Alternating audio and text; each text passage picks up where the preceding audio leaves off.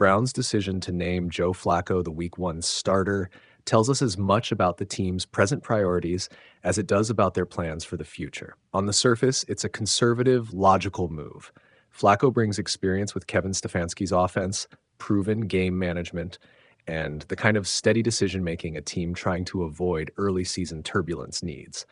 But when you pull the layers apart, the choice reveals Cleveland's risk tolerance, its roster calculus, and the pathway the organization envisions for its younger quarterbacks. Why Flacco?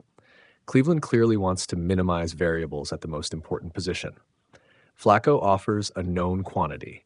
He's comfortable in Stefanski's system, he understands situational football, and he can limit turnovers. Those traits matter when your offensive line still needs polishing, when the defense is trying to gel, and when the front office wants to avoid the kind of messy early season losses that can derail a coach's plan. Rather than gambling on a rookie or an unproven veteran whose mistakes could cost wins, the Browns opted for the safer route that helps steady the ship while other pieces fall into place. That decision also sends a practical message to the two rookies and the rest of the quarterback room. The club remains in win-now posture in the near term, but it also intends to develop the young quarterbacks deliberately. Dillon Gabriel, the third-round pick, represents draft capital invested in the future. The team's selection order gives him a stronger organizational leash than his peers.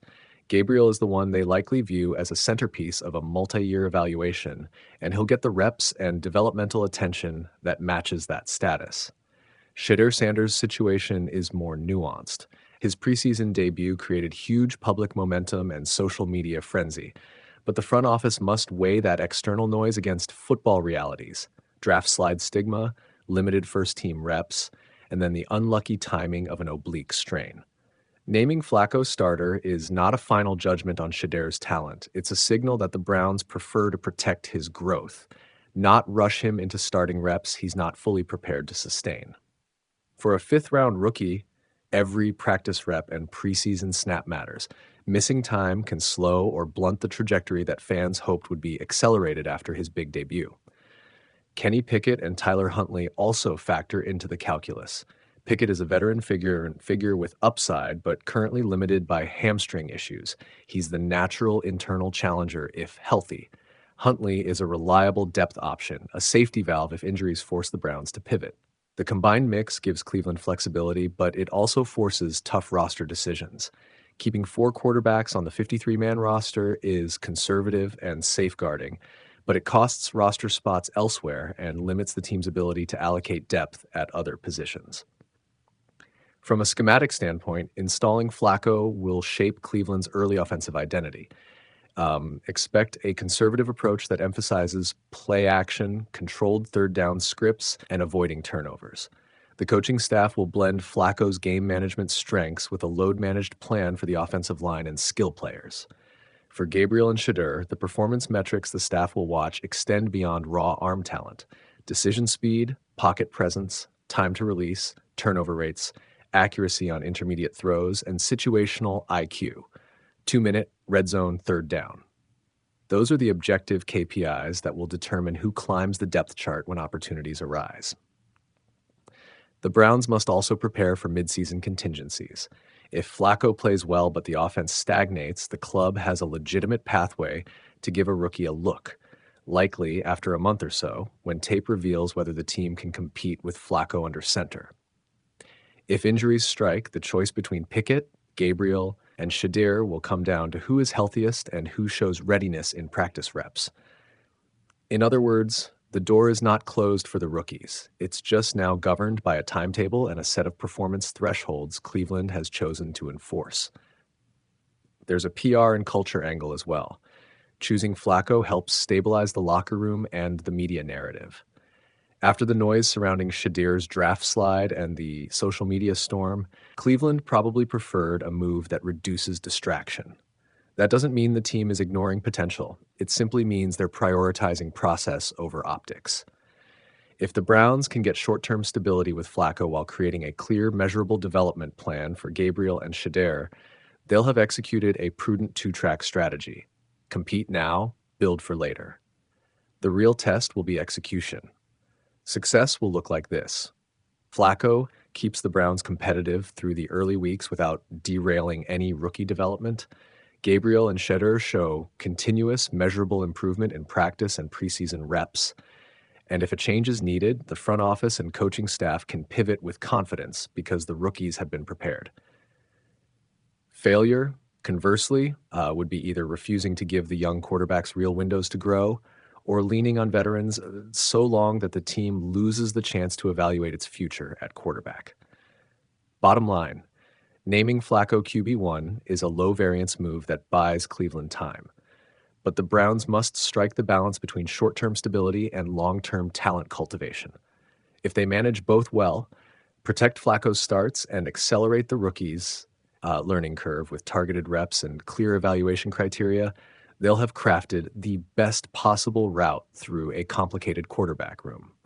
If they delay development or let process be trumped by comfort, they risk wasting draft capital and stalling the franchise's next phase. Joe Flacco getting the Week 1 nod in Cleveland is exactly what it looks like. The Browns picking the low-risk, steady veteran to open the season while keeping their long-term options intact. That doesn't mean the other quarterbacks are out. It just sets the team's short-term priorities and clarifies the evaluation timeline. Why Flacco won the job? Two basic realities drove this decision: experience and availability.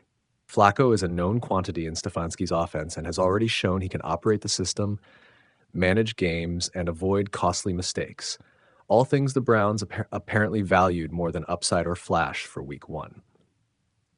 Add in the injury noise around Kenny Pickett, hamstring, and Shedeur Sanders, oblique, plus the Browns' desire to use the final preseason game as a dress rehearsal, and Flacco became the obvious safe choice. What this means for Gabriel and Sanders.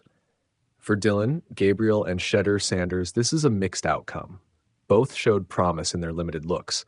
Gabriel with some polish, Sanders with accuracy and rhythm, but Flacco's job removes immediate pressure to start a rookie. Practically, Gabriel's higher draft status and Sanders' preseason buzz mean both will continue to be developed, but they'll do so behind the veteran. Sanders' injury is an unfortunate timing issue. Missing reps now makes it harder for him to force the coach's hand. Gabriel's path is clearer. Consistent practice reps and clean tape can still earn him a midseason audition. Roster and roster management implications. With Flacco named starter, expect the Browns to carry either 3 quarterbacks and be conservative with snaps for the rookies, or keep 4 if they truly value development and emergency depth. Draft capital matters. Gabriel, 3rd round, has more built-in job security than Sanders, which could influence final cuts or practice squad decisions. Pickett is in a tricky spot.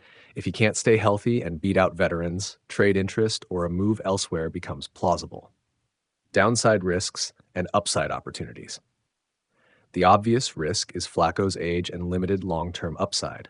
If the Browns are serious about competing, they've bought early season stability at the expense of developmental intensity. But the upside is controlled. Give Flacco the first month to settle things, then evaluate. If the offense sputters or injuries hit, you have 2 rookies who've already flashed and can be slotted in without panic. Bottom line. This is a pragmatic conservative call. Steady veteran to start, rookies still very much in the mix, and the next meaningful tests are practice reps and early regular season performance. Gabriel and Sanders didn't lose their chances. They just have to earn them the old-fashioned way. Clean practices, no turnovers, and impact when the opportunities arrive.